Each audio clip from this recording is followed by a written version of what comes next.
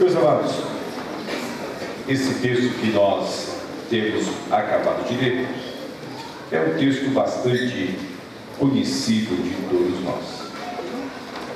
Como nós acabamos de ler, um milagre operado pelo Senhor Jesus, que nós lemos aqui, foi a cura de um leproso. É este o assunto que nós vamos falar hoje aqui. É sobre a lepra. Espiritualmente, a lepra simboliza o pecado. E foi esse o tema que o Espírito Santo mandou que eu falasse para os irmãos aqui.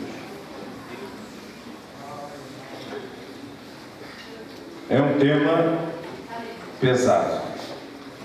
É um tema que pouco se prega hoje. Pouco se prega hoje. Nos congressos, você não vê os pregadores pregando sobre pecado, eu não sei porquê. Eles só pregam sobre prosperidade.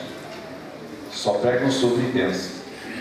Só pregam que Jesus vai te dar.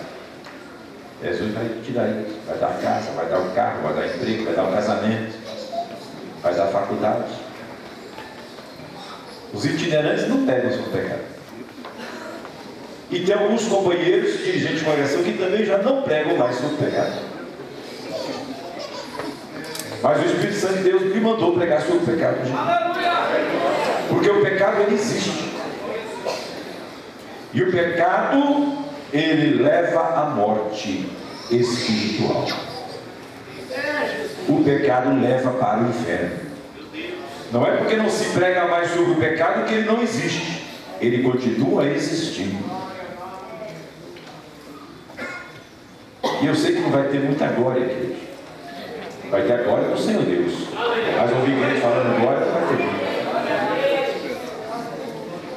Eu sei que não dá ibope nenhum falar sobre isso. Mas eu não estou preocupado com ibope, eu estou preocupado em falar aquilo que o Espírito Santo mandou falar. Nós estamos reunidos aqui, estamos reunidos em família. Nosso culto de Santa Ceia é o culto da família. Aleluia. E esse foi o tema que o Senhor mandou falar. Porque quando foi a última vez que o irmão ouviu falar sobre esse tema? Quando foi a última vez que o companheiro pregou sobre esse tema? Esse tema, ele não é bem aceito nos nossos ouvidos, mas ele está presente no mundo, meus amigos. E é importante nós estarmos atentos à palavra do Senhor nosso Deus. Aleluia. Mas se os irmãos prestarem atenção na oração do irmão Abraão, ele disse assim: Senhor, não nos deixa sair como nós entramos, que nós saímos daqui alegres. Deixa eu te dar uma boa notícia: Jesus está conosco aqui. E o Jesus que operou este milagre há mais ou menos 2000 anos atrás, ele está conosco aqui. Ele quer operar este milagre novamente aqui, porque o seu poder não mudou. Se preciso for, ele vai curar a lepra hoje à noite.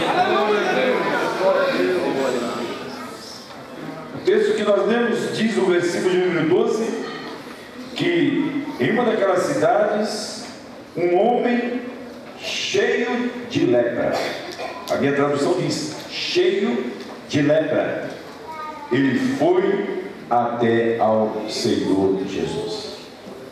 A lepra é uma doença infecto-contagiosa, causada pelo Mycobacterium leprae. Deixa eu falar. Bacilo de Hansen, nome do homem que descobriu Hansen. Por isso que o leproso é chamado de Hanseniano. A lepra, como nós dissemos, é uma doença infecciosa, contagiosa. Ela se dissemina pelo contágio físico e contínuo. É uma doença que ela se instala de uma forma muito sutil. Na medicina ela se instala de uma forma insidiosa. Ela aparece de uma forma mais branda, que na medicina chama-se a forma tuberculoide. Ela aparece de uma forma muito sutil, muito branda, algumas manchas na pele, pode ser uma mancha vermelha ou uma mancha mais clara na pele. Se tem pelo daquela região, o pelo se torna descolorido e aquela porção da pele perde a sensibilidade ao tato e a sensibilidade à dor. Essa é a forma mais sutil, a forma mais branda da lepra, que nós chamamos de forma tuberculoide. Porém, se a lepra não for tratada, ela evolui e se torna crônica. E essa forma crônica, que é chamada de lepra, na medicina, lepra de forma lepromatosa, é aquela forma mais agressiva, é aquela forma mais mutilante, é aquela forma que começa a destruir as cartilagens e depois destrói os ossos e causa deformidades importantes no corpo humano. E se não tratada dessa forma, ela vai evoluindo muito mais e ataca os órgãos internos da criatura ou da pessoa que está com lepra, e a evolução é para a morte. A lepra mata. Hoje nós não vemos muito sobre a lepra, e graças a Deus por isso, mas ainda existe a lepra. Quem trabalha na área da saúde, de vez em quando, está se fazendo diagnóstico de lepra. Ainda se faz. Ainda tem a enfermidade ou a doença lepra. E ainda tem a doença na forma mais grave, que é a forma lepromatosa, que é a forma deformante. Eu não sei se tem alguém da saúde aqui que teve a oportunidade de vê-la. Na minha formação profissional, eu tive a oportunidade de fazer um estágio em um hospital que só tinha ali leprosos.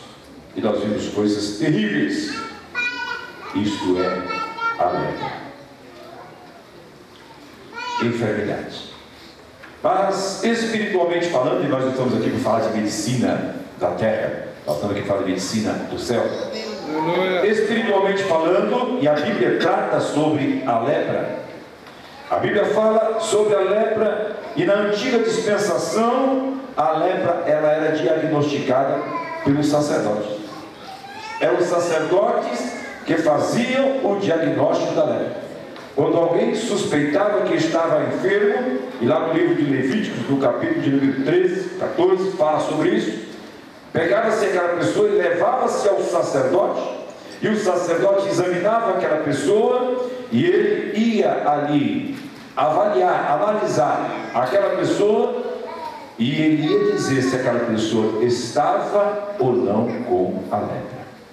E quando ela estava com a lepra, em Israel, a pessoa que estava leprosa, ela não poderia conviver em meio à sociedade. Ela era tirada do seio da sua família, era tirada do seio da sociedade, e ela vivia fora do arraial.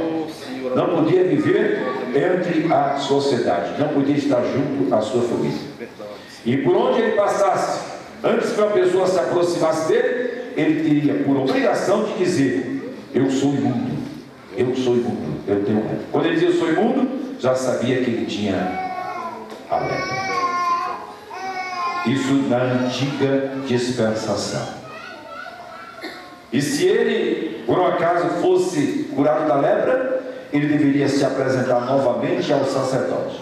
E o sacerdote, preste atenção, sacerdote, ele ia avaliar se essa pessoa realmente estava curada da lepra.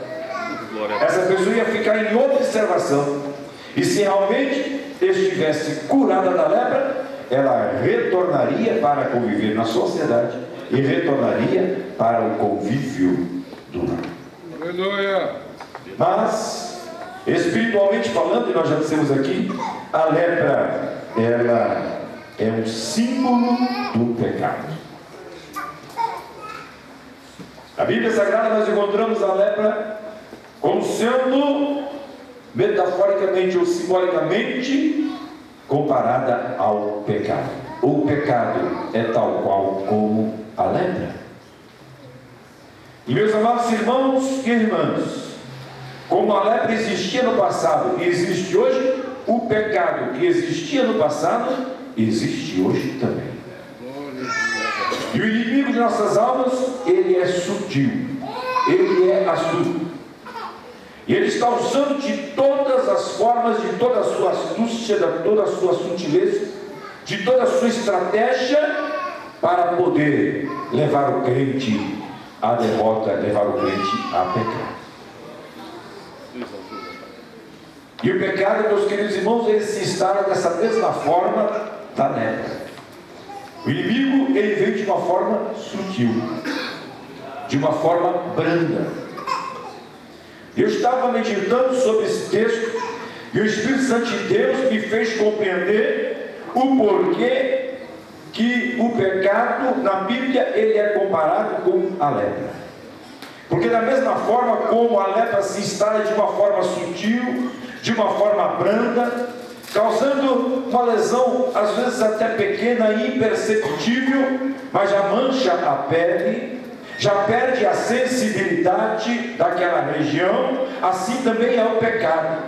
Ele vem na vida do crente e a primeira coisa que ele faz na vida espiritual é causar uma mancha na vida do crente.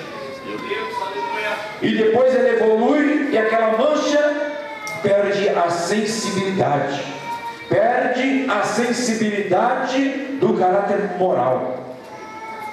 Perde a sensibilidade do que é certo e do que é errado. A pessoa que se torna engodada pelo inimigo de nossas almas, ele vai sendo levado de uma forma sutil, e o inimigo vai enganando e vai envolvendo, e dizendo: isso não tem mais importância, isso não é pecado, isso é coisa do teu pastor, isso é coisa da tua igreja, isso não é coisa do pastor da igreja, isso é coisa de Deus, é coisa da Bíblia Sagrada, é a palavra do Senhor nosso Deus. Pecado é pecado. Mas o inimigo está usando de uma forma sutil, e dessa forma sutil ele está enganando a muitos crentes, e começa tal qual como a lepra da forma branda, causa mancha, perde a sensibilidade, cauteriza a mente do crente.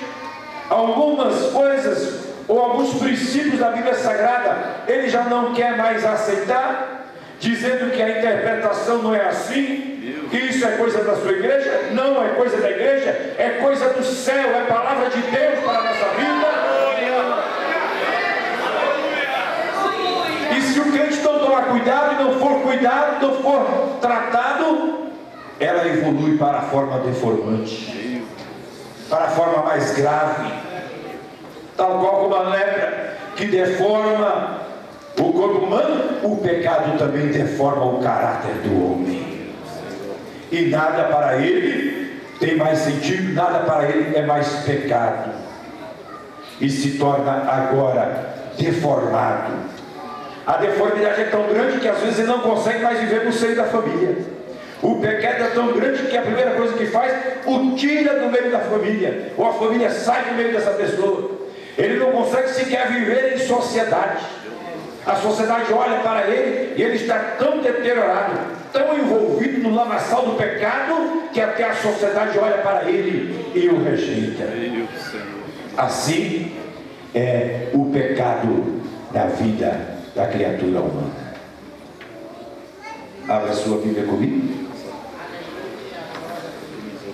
Na epístola que Tiago escreveu, no capítulo 1, eu vou aguardar que o irmão e a irmã abra sua Bíblia.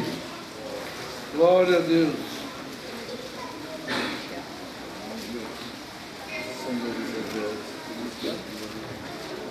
No versículo de número 14 e no versículo de número 15, nós vamos encontrar aqui 4 passos que o inimigo de nossas almas tem se valido para levar o crente à derrota espiritual, para levar o crente ao pecado.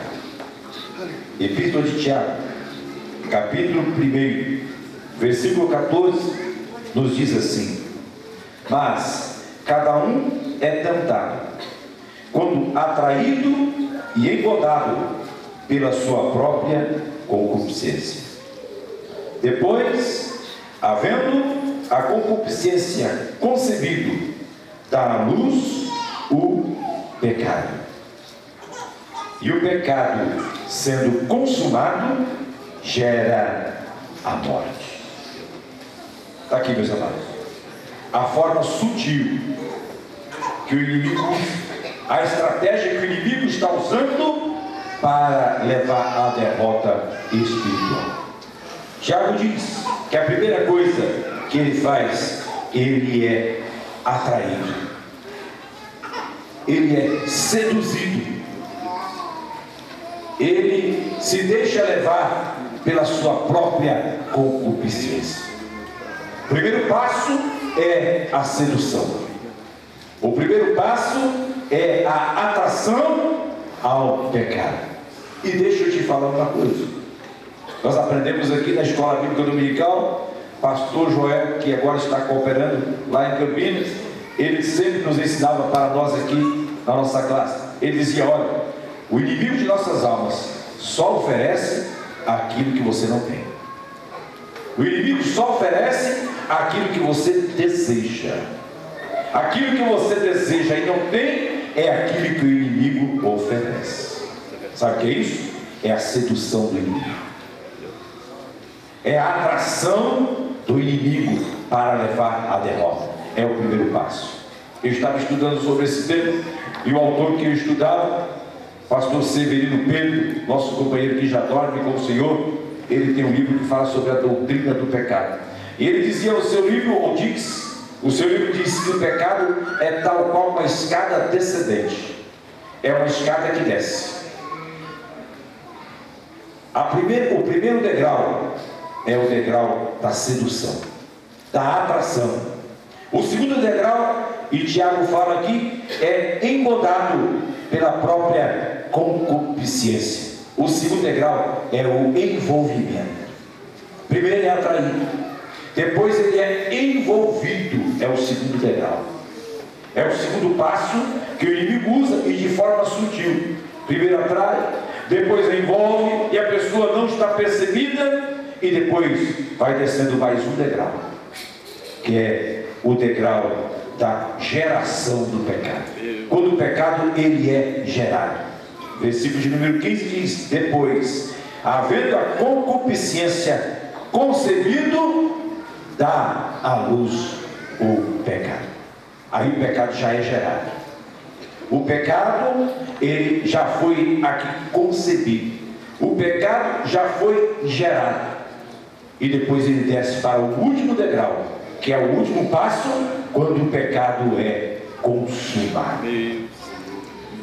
É o último degrau. É o quarto passo. Primeiro, a sedução, a atração. Segundo, o envolvimento. Terceiro, quando o pecado ele é concebido.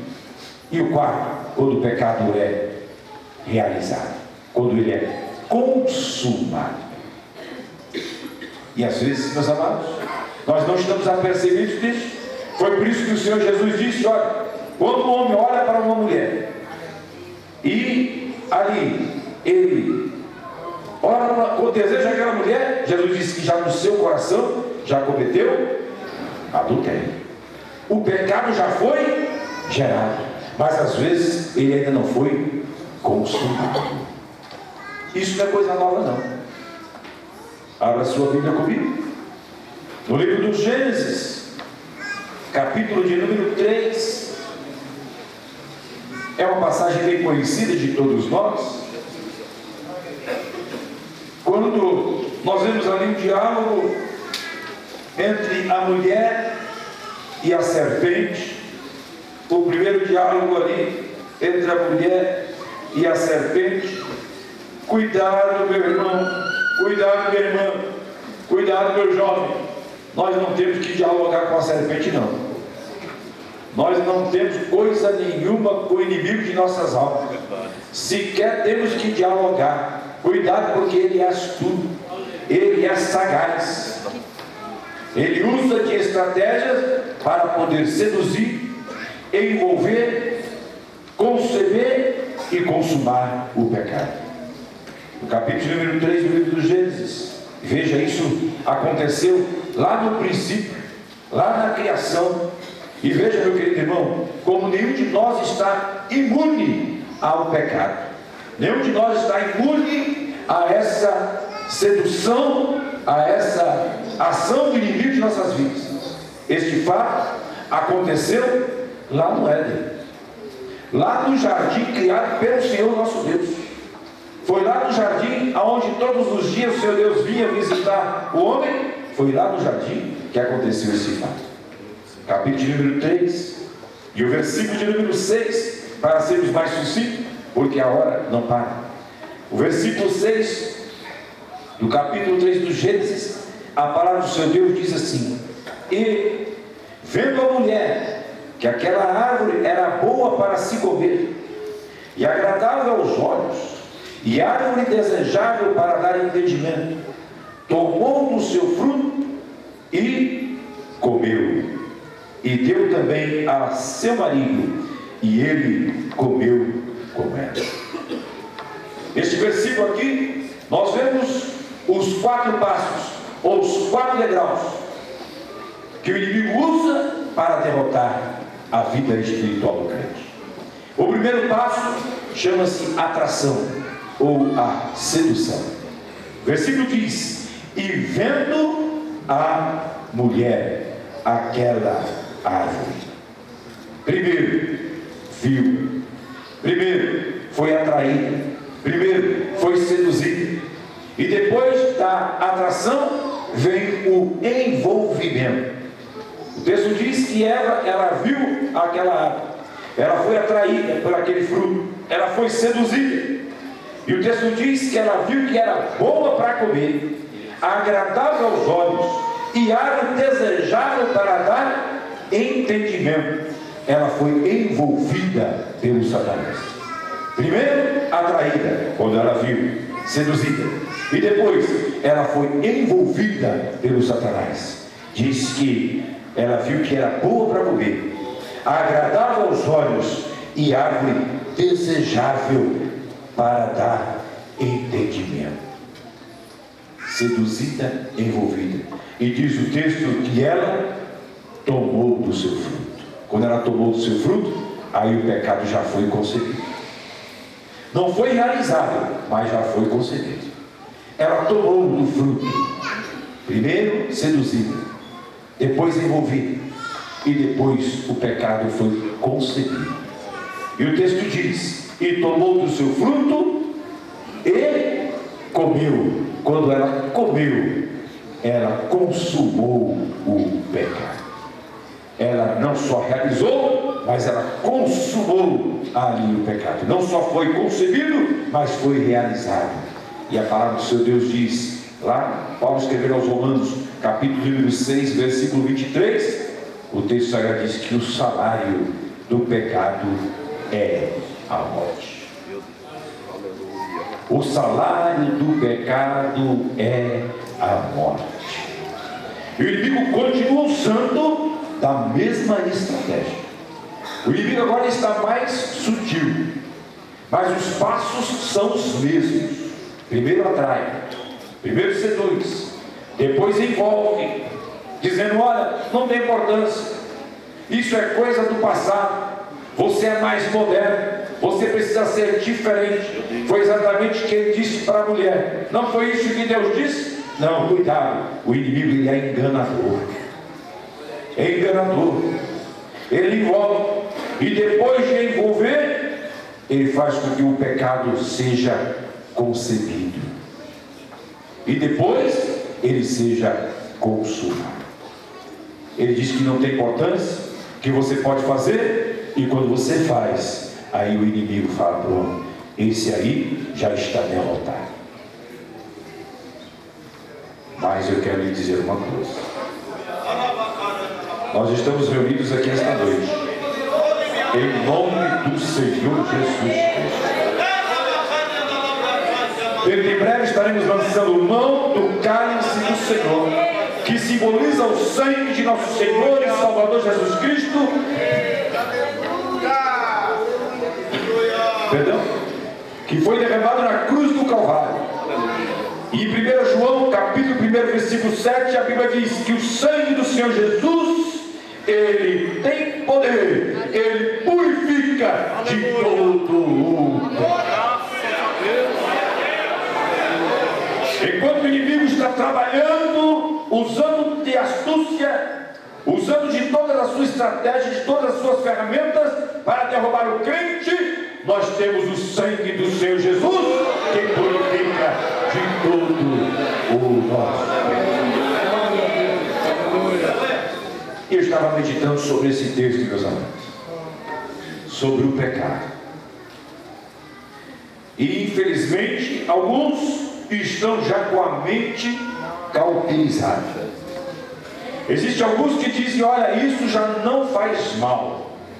Abra sua Bíblia comigo, Isaías capítulo de número 5 e o versículo de número 20.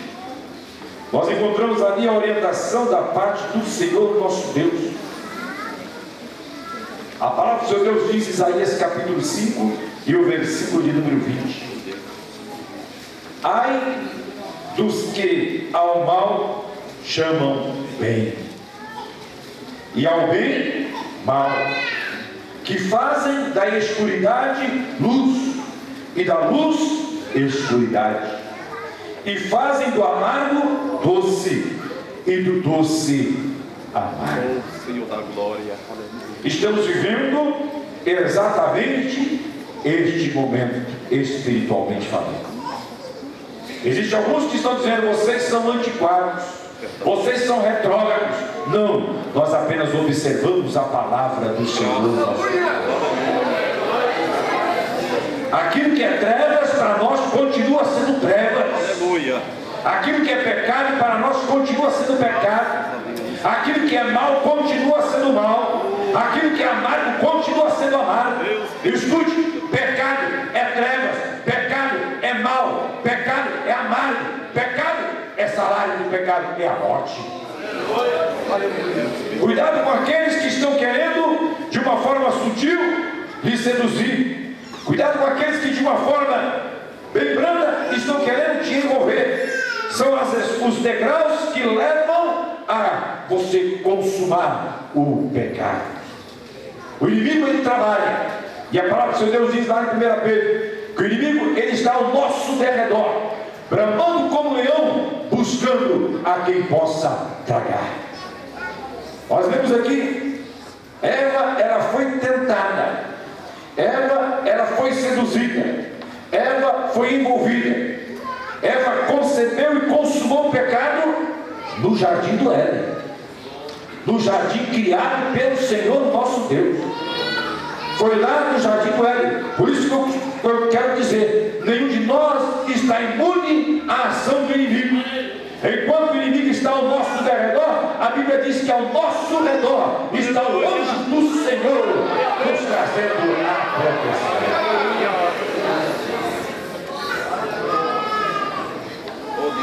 Lepra é símbolo do pecado. Querido Deus. E a minha Bíblia diz, Malaquias capítulo 6, capítulo 3, versículo 6. Malaquias capítulo 3, versículo 6. Diz assim: eu, o Senhor, não mudo. É verdade. Pecado é pecado. Isaías capítulo 59, versículo 2. Para o Senhor diz: as vossas iniquidades, os vossos pecados fazem divisão, fazem separação entre vós e o vosso Deus. O inimigo, ele está cauterizando a mente de alguns. O inimigo, ele envolveu alguns, e alguns estão tão envolvidos, tão embotados no pecado, que sequer eles têm noção do que estão fazendo. Eu vou dizer aqui, fala em nome do Senhor Jesus Cristo. Tem alguns que estão na igreja, mas estão envolvidos e enganados pelo pecado, embotados no meio do pecado, já consumiram o pecado, já conceberam e consumiram o pecado, e só estão de pé porque é por causa da bondade e da misericórdia do Senhor nosso Deus, porque o salário do pecado é a morte. estão tão envolvidos, a mente está tão cauterizada, que muitos estão cooperando, estão cantando no separadamente, estão tocando na orquestra, estão em cima do púlpito, estão aí, mas estão derrotados pelo inimigo, envolvidos pelo inimigo, estão até participando da Santa Ceia, mas em nome do Senhor Jesus Cristo, esta noite Jesus quer fazer um milagre na tua vida.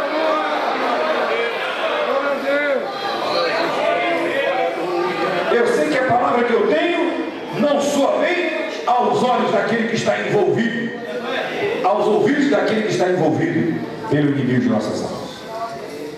Mas se Deus nos trouxe aqui essa noite, é porque Ele tem algo para falar ao meu e ao teu coração. A Bíblia Sagrada é rica em exemplos de lepra. Olha, a lepra, ela não perdoa ninguém não. Quando lemos a Bíblia Sagrada, até a irmã de Moisés ficou leprosa. Ficou leprosa. A Bíblia Sagrada nos conta, no segundo livro dos Reis, capítulo de número 5, ali nós encontramos um exemplo clássico de um homem leproso. É um texto bem conhecido de todos nós. A Bíblia Sagrada fala-nos que havia um homem, e ele era um homem famoso, ele era um homem poderoso, ele era um homem vitorioso. É isso que a Bíblia diz. Segundo livro dos Reis, no capítulo 5, ali havia um homem que o nome dele era Naamã, era um general, e a palavra do Deus diz que Deus havia concedido a Naamã muitas vitórias. Ele era um homem bem conceituado junto ao rei, era um homem bem conceituado junto ao seu exército. Com certeza Naamã era bem conceituado também na cidade, na Síria, ali junto aos seus concidadãos. Ele era bem conceituado porque tinha tido muitas vitórias. Era um homem grande, poderoso, famoso, mas a Bíblia diz, mas leproso.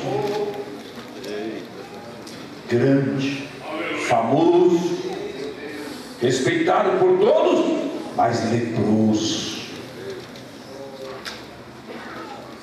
Talvez a sua lepra não fosse, a Bíblia não dá os detalhes, mas talvez a sua lepra não fosse ainda de uma forma deformante, talvez fosse de uma forma sutil. E eu fiquei meditando em meu coração, meus amados, que lá na Síria o leproso podia ficar no meio da sociedade. A Bíblia diz que ele estava lá na sua casa. Escute, para a Síria é uma coisa, para Israel é outra. Síria, povo do mundo. Israel é povo de Deus. O que é bom para a Síria não é bom para Israel. O que é bom para o mundo não é bom para o povo de Deus. Na Síria o leproso pode viver em sociedade. Na Síria o leproso pode ficar na família. Em Israel o pecador não pode ficar no meio do povo de Deus. O pecador em Israel não podia, o leproso não podia ficar no meio da sociedade. Em Israel o leproso era colocado para fora do arraial e tinha que dizer: eu sou imundo. Está compreendendo o que o Espírito Santo de Deus está dizendo comigo e contigo? O que é bom para a Síria, o que é verdade para a Síria, não é verdade para Israel, para o povo de Deus. O mundo aceita o pecado, mas o povo de Deus ele não aceita o pecado. O seu Deus ama o pecador, mas quer transformar o pecador em um santo para ir morar lá no céu. Naamã, eu preciso correr. Naamã era um general, vitorioso, famoso, bem conceituado, mas leproso. E o texto diz, se nós conhecemos